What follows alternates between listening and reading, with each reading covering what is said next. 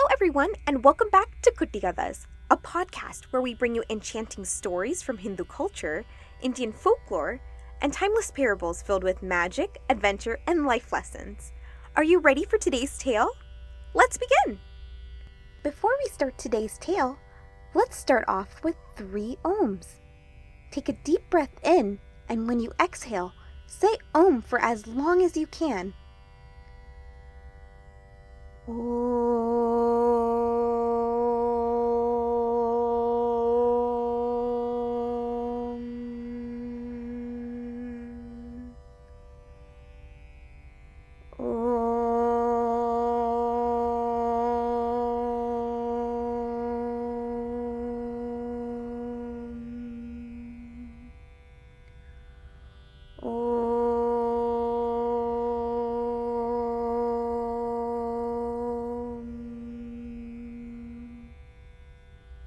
Kannappa. In the vast history of Hindu stories, there are those whose love for the divine was so deep, so pure, that even the gods paused to listen. In the series The Greatest Bhaktas, we explore the story of Kannappa, a hunter whose devotion for Lord Shiva knew no bounds. Once upon a time, in a village near what we now call Andhra Pradesh, there lived a brave young hunter named Dinnan. He was the son of Nagin, the chief of the hunting tribe, and even as a boy, Dinnan was fearless, strong, and a natural leader. But little did anyone know, his story was about to take an incredible turn. One day, when Dinnan was out chasing a wild boar, he got separated from his tribe.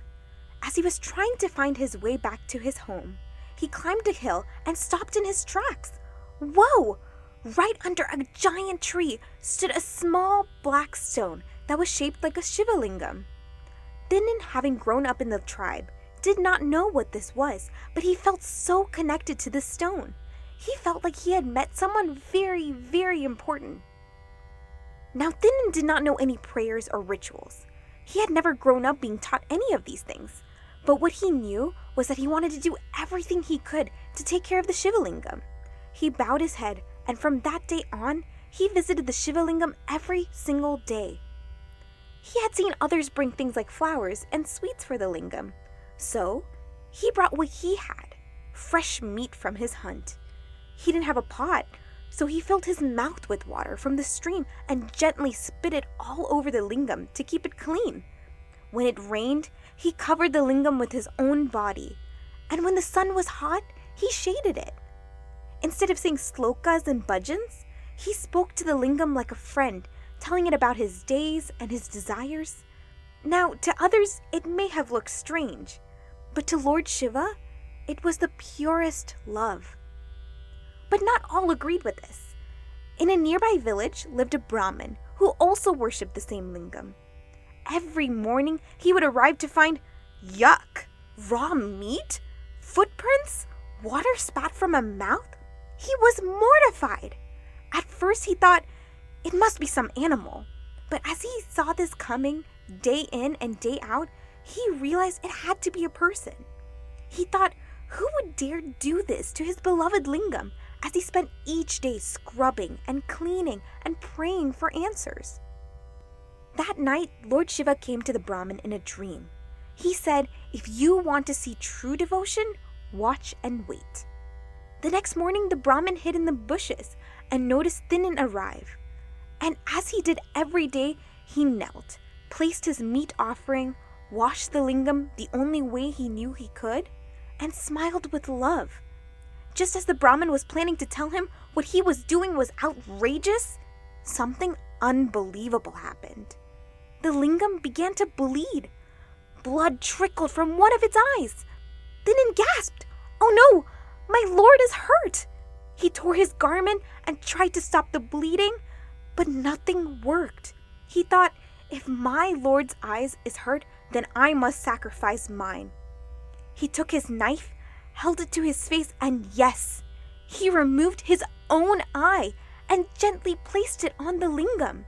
And miraculously, the bleeding stopped.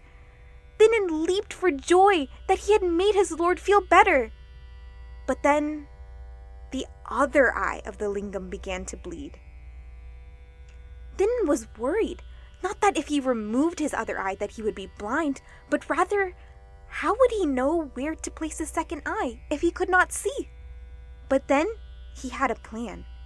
He pressed his foot onto the lingam to mark the spot and raised his knife and got ready. Just then, boom! The skies rumbled, light flooded the forest, and Lord Shiva himself appeared. "Stop, my child," he cried. "You have given me your heart, your love, and even your sight. I cannot let you give any more. You are my greatest devotee." And with the touch, Lord Shiva healed Thinan's eyes and gave him a new name, Kannappa, which means the one who gave his eyes. Even the Brahmin who had studied prayers all his life realized this was the greatest devotion. Kannappa became one of the 63 Nayanars, saint poets of Lord Shiva in Tamil Shaivism. And even today, if you visit the Sri Kalahasti temple in Andhra Pradesh, you'll find a special shrine for Kannappa. So, what is the moral of this story? Today, we sometimes get caught up in doing things just right, saying the perfect slokas, offering the right flowers, or following every ritual exactly. But this story reminds us that what truly matters to God is bhakti, pure love and devotion from the heart. My mother once told me a story about a child who didn't know any prayers, so they would simply say the ABCs and ask God to arrange the letters into whatever prayer he liked best. That's the kind of trust and love that reaches the divine. Learning rituals and slokas is wonderful, but never let not knowing something make you feel like your prayer doesn't count. What matters most is that your heart is in it. Thank you for joining us today. Don't forget to share this story with your friends and subscribe to our channel. As always, keep learning and keep smiling. Hari Sharanam.